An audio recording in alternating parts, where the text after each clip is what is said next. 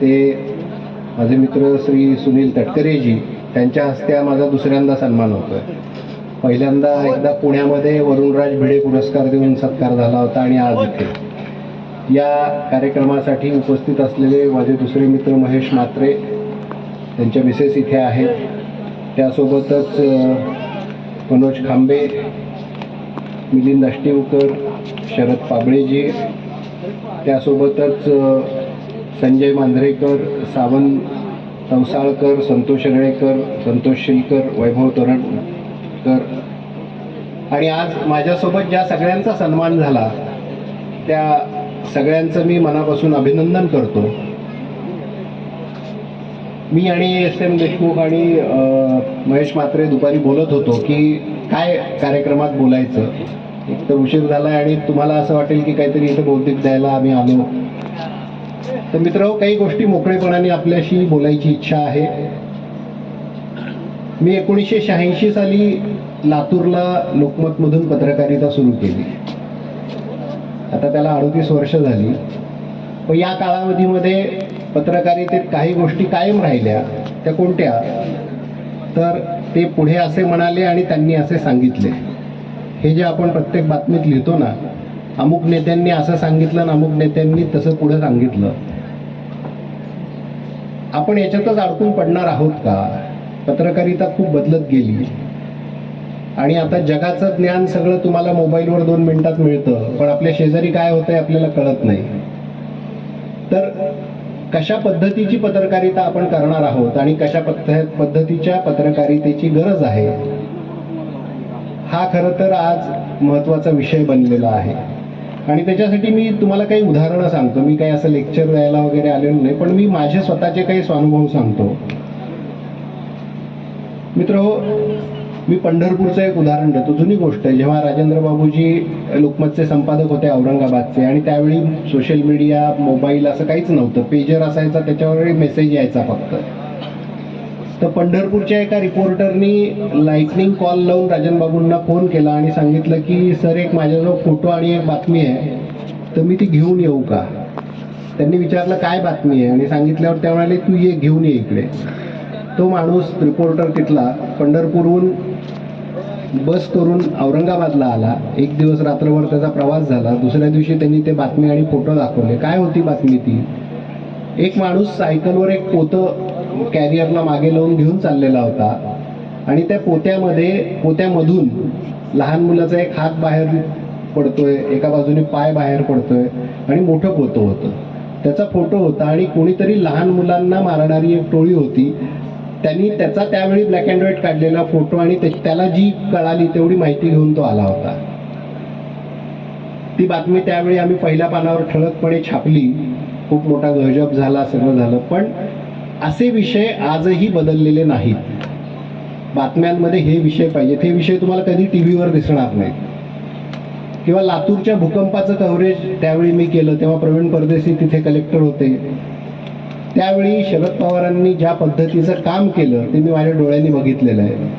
किती मेहनत घेत होते, काय करत होते, ते सगळं बघितलंय. पण तिथलं एक उदाहरण सांगतो. त्या भूकंपाच्या वेळेसचं लहरीकांत शहा नावाचे खूप मोठे फोटोग्राफर आहेत.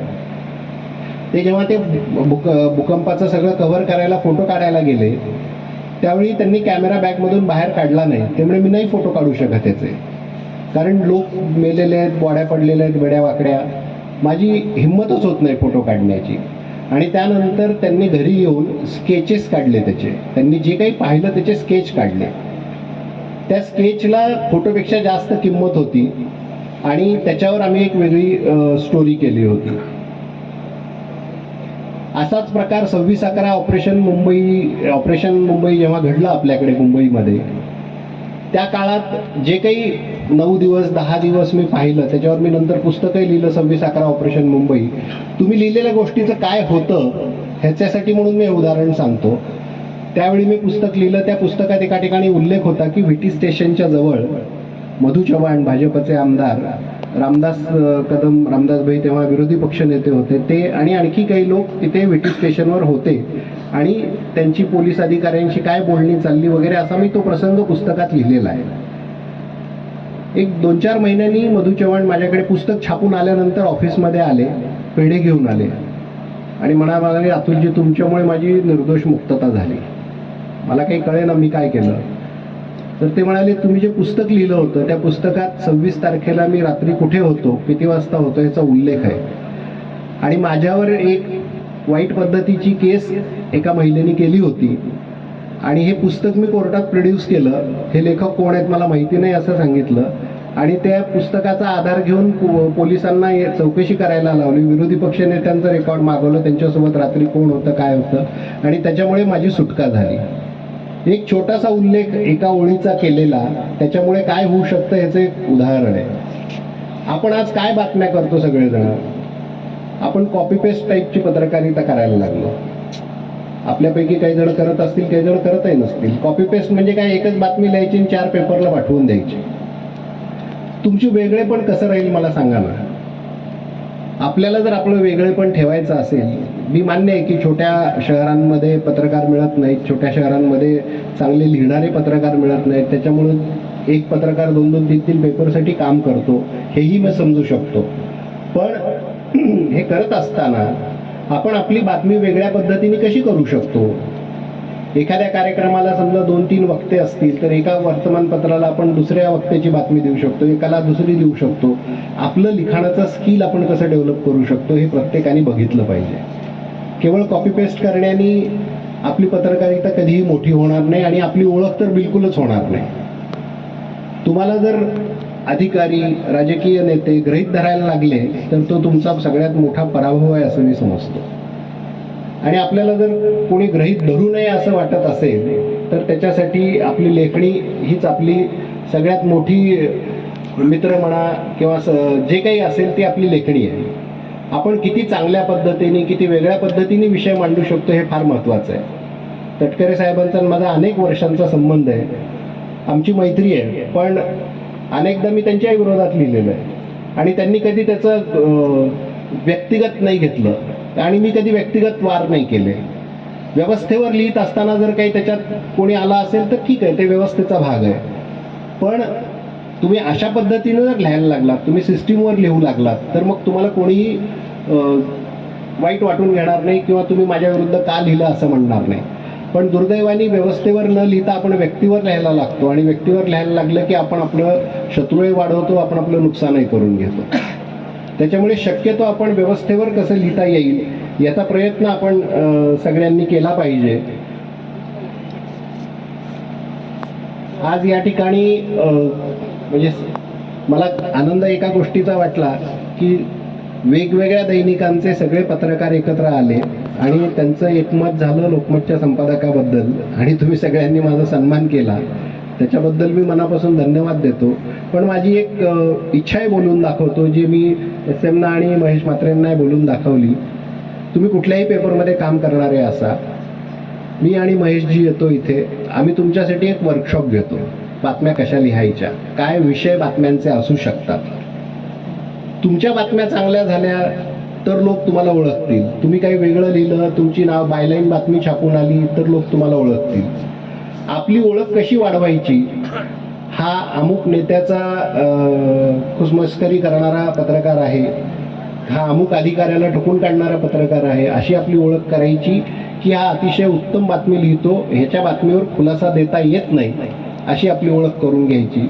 हा निर्णय आपण घ्यायचा आहे आणि याला दुसऱ्या कोणीच मदतीला येणार नाही, आपणच आपली मदत करू शकतो ह्याच्यामध्ये.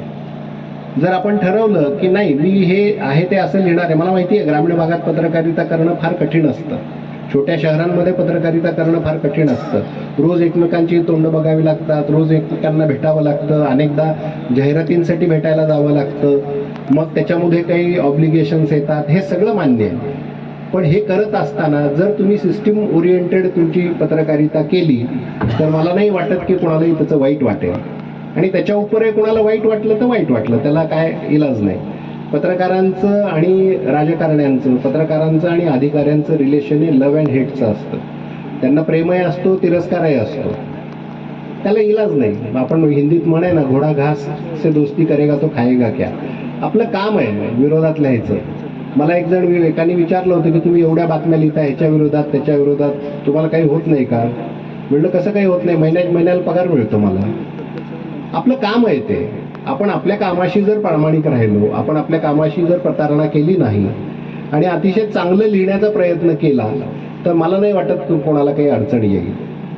मला आज लोकमतचा संपादक म्हणून तुम्ही पुरस्कार दिला. गेल्या 2-2.5 वर्षात मी जेव्हापासून संपादक पदाची सूत्र घेतली, जे काही वेगवेगळे बदल केले आपण अंकातून बघताय, हे बदल आम्ही कोणाच्या जीवावर केले. कुणीही नवीन माणूस घेतलेला नाही, कुठलीही नवीन टीम नाही, तुम्ही लोकांनी केलेत. रायगड जिल्ह्यातले जेवढे लोकमतचे पत्रकार असतील किंवा जे जे कोणी लोकमतसाठी लिहित असतील, त्या सगळ्यांनी केलेले हे बदल आहेत. एकही माणूस बदललेला नाही, एकही माणूस नवीन घेतलेला नाही. मग आपण हे जर सगळं करू शकतो, अतिशय चांगल्या पद्धतीने देऊ शकतो, तर मग प्रत्येकाने हा प्रयत्न केला पाहिजे की माझी कॉपी चांगली कशी होईल, माझी बातमी चांगली कशी होईल, माझी बातमी फ्रंट पेजवर कशी येईल, मुख्य अंकात महाराष्ट्रभर कशी येईल. हे ज्या क्षणी ही भूक जेवढी वाढेल तुमची, तेवढी तुमची पत्रकारिता चांगली होईल आणि ती अशीच उंचावत जावी, चांगली व्हावी, अशी माझी अपेक्षा आहे. त्यासाठी जी काही मदत लागेल ती मी स्वतः व्यक्तिगत पातळीवर करायला तयार आहे. मी एक दिवस इथे येऊन, तुम्ही म्हणाल तिथे रायगडमध्ये अलिबाग असेल, श्रीवर्धन असेल, अजून कुठे, मी एक दिवसाचं वर्कशॉप घ्यायला तयार आहे तुम्हा सगळ्यांसाठी. हल्ली फोटोग्राफी हा एक अत्यंत महत्त्वाचा विषय झाला. आज इथं टाइम्स नाऊचे आमचे एक सहकारी आहेत कॅमेरामन, त्यांना एक पुरस्कार मिळालेला आहे. तुम्ही एक पानभर लेख लिहिला, जो काही बोलणार नाही तो एक फोटो बोलतो. तुम्ही किती चांगल्या पद्धतीने एखादा फोटो देऊ शकता, किती वेगळा फोटो देऊ शकता, याच्यासाठी देखील आपण प्रयत्न केले पाहिजेत. तुमच्या पत्रकार संघटनेचे मी ही पत्रिका वाचत होतो, त्याच्यावरती लिहिलंय की रायगड जिल्ह्यातील पत्रकारांची सामाजिक बांधिलकी जपणारी संघटना. असं वाक्य मला कधीही कुठल्याही जिल्हा पत्रकार संघटनेत दिसलेलं नाही. आणि त्यामुळे ह्या सामाजिक बांधिलकी जपण्यामुळे कधी कधी तटकरे साहेब नाराजही होत असतील की त्या मुंबई गोव्याचा विषय निघतो, रस्त्याचा, अजून कुठले विषय निघतात. पण वाईट वाटून घेऊ नका, तुम्ही त्यांचंच काम करताय हे लक्षात ठेवा. तुम्ही जेवढं, मी तुम्हाला एक किस्सा सांगतो विलासराव देशमुखांचा. विलासराव देशमुख मुख्यमंत्री असताना मराठवाड्यातले काही आमदार विलासरावांना भेटायला आले आणि सांगितलं की साहेब हे असा असा प्रॉब्लेम आहे, हे काही सॉल्व्ह होत नाही आहे आणि आम्हाला कोणी निधी देत नाही आहे. विलासरावांनी सांगितलं मुंबई मराठी पत्रकार संघात जा आणि प्रेस कॉन्फरन्स घ्या, माझ्या विरुद्ध बोला. ते सगळे आमदार म्हणे तुमच्या विरुद्ध कसं काय बोलायचं, म्हणे तुम्ही आमच्या मराठवाड्यातले. चिंता करू नका म्हणे, तुम्ही जा, जेवढं माझ्या विरोधात बोलता येईल तेवढं बोला, काही कळे ना घाबराव, मी सांगतोय माझ्यावर विश्वास ठेवा, जा म्हणे तुम्ही. 3-4 आमदार गेले, त्यांनी एक प्रेस कॉन्फरन्स घेतली, भीतभीत का असेना पण जोरात जे बोलायचं ते बोलून टाकलं. दुसऱ्या दिवशी मराठवाड्यातल्याच आमदारांनी विलासरावांच्या विरोधात बातमी लिहिली, म्हणून बातमी आली म्हणून चर्चा झाली. विलासराव म्हणाले बघा आता माझ्या मतदारसंघातले आमदारही माझ्या विरोधात बोलायला लागले, हे आता काम मला करावं लागेल. त्याचं कारण होतं की ते म्हणाले जोपर्यंत दबावगट तयार होणार नाही तोपर्यंत मला काही करता येणार नाही. तो दबावगट करण्याचं काम हे आपलं आहे पत्रकार म्हणून, आणि ते आपण सतत केलं पाहिजे. आपलं काम, आपल्या हातात चकमक असते, ठिणग्या टाकत जायची, पेटेल तिथे पेटेल, नाही पेटेल तिथे नाही पेटेल, पण आपण चकमक, ठिणग्या पाडणं नाही थांबायचं कधी, हे आपलं धोरण ठेवलं पाहिजे. मी अजून एक उदाहरण सांगतो तुम्हाला. औरंगाबादला मंत्रिमंडळाची बैठक होती, हल्ली होत नाही ती आता. त्या बैठकीला विलासराव देशमुख मुख्यमंत्री होते, जयंत पाटील अर्थमंत्री होते, आणि त्यावेळी कोणत्या विभागाने किती पैसे मराठवाड्यासाठी खर्च केले ह्याची कॅबिनेट नोट होती. ती नोट मला मिळाली आणि त्याच्यावरून मी एक बातमी केली की त्याच्यात थोडी ट्विस्ट मी केलं की जी खाती काँग्रेसकडे होती त्या काँग्रेसच्या मंत्र्यांनी मराठवाड्यासाठी किती पैसे खर्च केले आणि राष्ट्रवादीच्या मंत्र्यांनी मराठवाड्यासाठी किती पैसे खर्च केले ह्याचा टेबल करून लावला. आणि त्याचा निचोड असा होता की राष्ट्रवादीच्या मंत्र्यांनी फार काही पैसे खर्च केलेले नव्हते मराठवाड्यासाठी.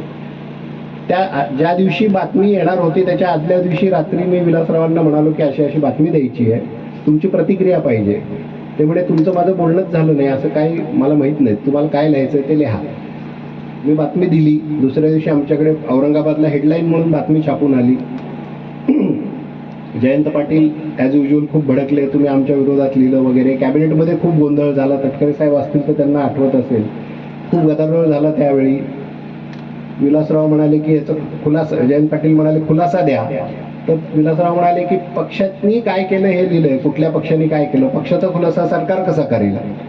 खूप वादावादी झाली. शेवटी आम्ही खुलासा छापला. ह्याचा फायदा एक झाला की मराठवाड्यासाठी त्या दिवशी सकाळी विलासरावांनी अजितदादाला बोलवून घेतलं.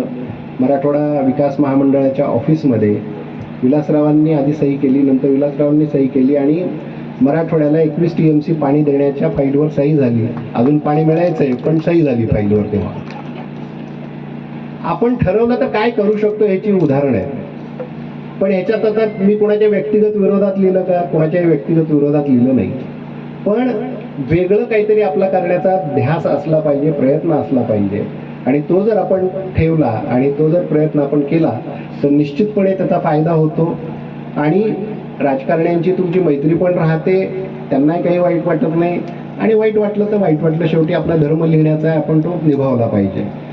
मला इथे तुम्ही बोलवलं त्याबद्दल मी मनापासून तुम्हाला सगळ्यांना धन्यवाद देतो. माझा सत्कार केला त्याबद्दल Raigad press club, Shrivardhan press club, माझे स्नेही श्री SM देशमुख आणि तटकरे साहेब, आपणही आलात वेळात वेळ काढून, त्याबद्दल आपल्या सगळ्यांना मनापासून धन्यवाद देतो. थांबतो. जय हिंद, जय महाराष्ट्र.